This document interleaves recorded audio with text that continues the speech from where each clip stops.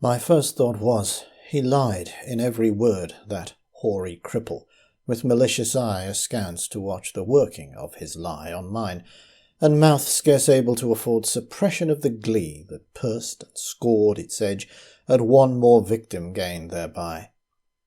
What else should he be set for with his staff? What save to waylay with his lies, ensnare all travellers who might find him posted there, and ask the road? I guessed what skull-like laugh would break, what crutch gin write my epitaph, for past time in the dusty thoroughfare, if, at his counsel, I should turn aside, into that ominous tract which, all agree, hides the dark tower. Yet, acquiescingly, I did turn as he pointed, neither pride nor hope rekindling at the end descried, so much as gladness that some end might be. For, what with my whole world-wide wandering, what with my search drawn out through years, my hope dwindled into a ghost not fit to cope with that obstreperous joys success would bring. I hardly tried now to rebuke the spring my heart made, finding failure in its scope. As when a sick man, very near to death, seems dead indeed, and feels begin and end the tears, and takes the farewell of each friend, and hears one bid the other go, draw breath freelier outside. Since all is o'er, he saith, and the blow fallen no grieving can amend, while some discuss if near the other graves be room enough for this, and when a day suits best for carrying the corpse away, with care about the banners, scarves, and staves. And still the man hears all, and only craves he may not shame such tender love and stay. Thus I had so long suffered in this quest, heard failure prophesied so oft, been writ so many times among the band, to wit, the knights who to the dark tower's search addressed their steps, that just to fail as they seemed best, and all the doubt was now, should I be fit? So, quiet as despair, I turned from him, that hateful cripple, out of his highway, into the path he pointed. All the day had been a dreary one at best, and dim was settling to its close, yet shot one grim red Lear to see the plain catch its astray.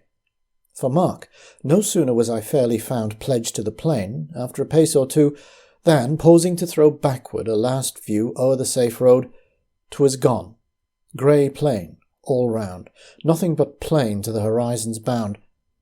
I might go on, naught else remained to do. So I went on. I think I never saw such starved, ignoble nature. Nothing throve. For flowers, as well expect a cedar grove.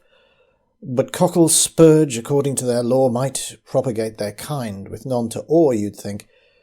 A burr had been a treasure trove. No, penury, inertness, and grimace, in some strange sort, were the land's portion. See, or shut your eyes, said nature peevishly. It nothing skills, I cannot help my case. 'Tis the last judgment's fire must cure this place. Calcine its clods, and set my prisoners free. If there pushed any ragged thistle-stalk above its mates, the head was chopped. The bents were jealous else. What made those holes and rents in the dock's harsh, swarth leaves, bruised as to balk all hope of greenness? 'Tis a brute must walk, pashing their life out with a brute's intents. As for the grass, it grew as scant as hair in leprosy. Thin, dry blades pricked the mud, which underneath looked kneaded up with blood. One stiff, blind horse, his every bone astare, stood stupefied, however he came there, thrust out past service from the devil's stud. Alive? He might be dead for aught I know, with that red, gaunt, and colloped neck a-strain, and shut eyes underneath the rusty mane. Seldom went such grotesqueness with such woe. I never saw a brute I hated so. He must be wicked to deserve such pain. I shut my eyes and turned them on my heart. As a man calls for wine before he fights, I asked one draught of earlier, happier sights, ere fitly I could hope to play my part. Think first, fight afterwards, the soldier's art. One taste of the old time sets all to rights. Not it. I fancied Cuthbert's reddening face beneath its gamellure of curly gold. Dear fellow, till I almost felt him fold an arm in mine to fix me to the place, the way he used. Alas, one night's disgrace. Out went my heart's new fire, and left it cold. Giles, then, the soul of honour, there he stands, frank as 10 years ago, when knighted first. What honest men should dare, he said, he durst. Good. But the scene shifts. What hangman hands pin to his breast a parchment? His own bands read it. Poor traitor, spit upon and cursed. Better this present than a past like that. Back therefore to my darkening path again. No sound, no sight, as far as I could strain.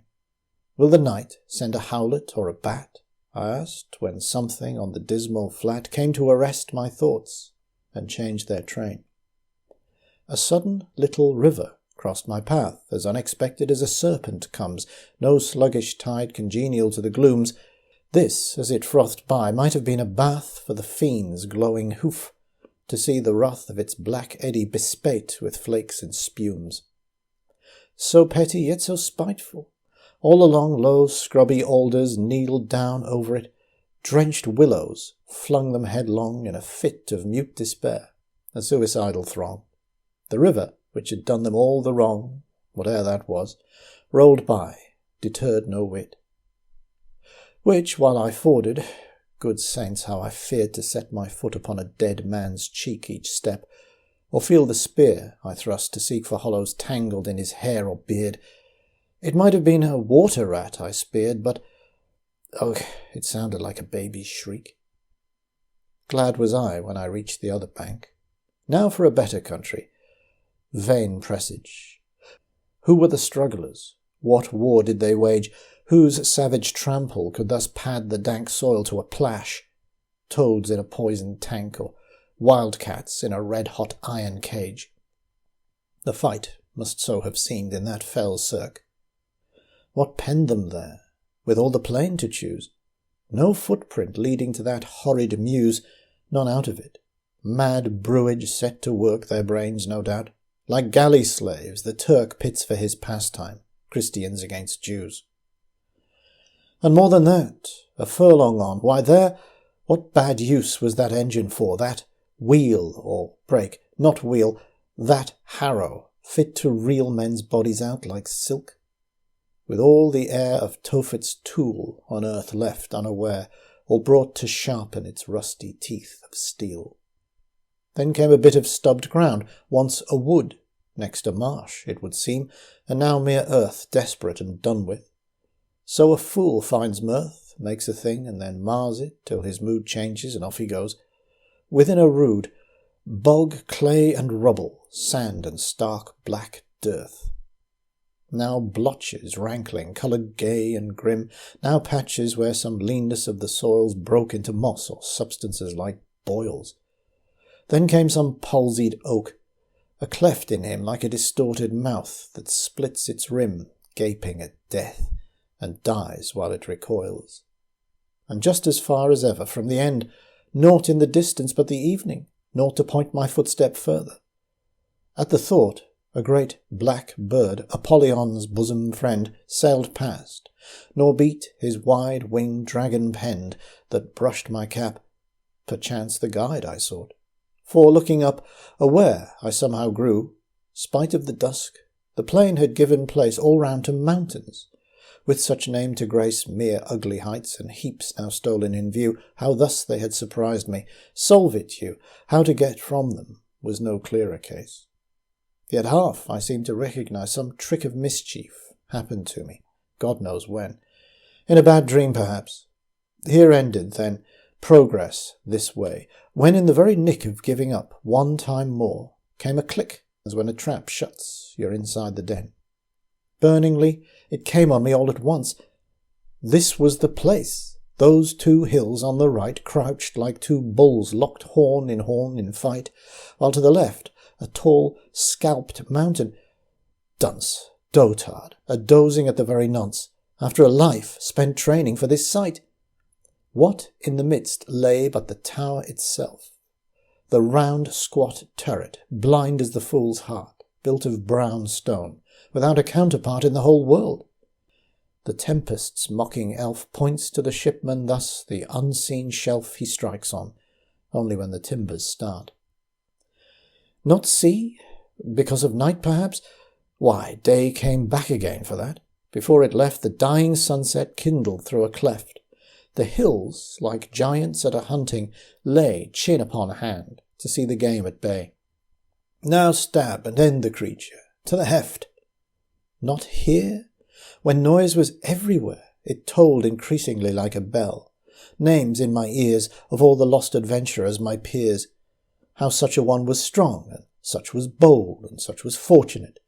Yet each of old lost, lost. One moment knelled the woe of years.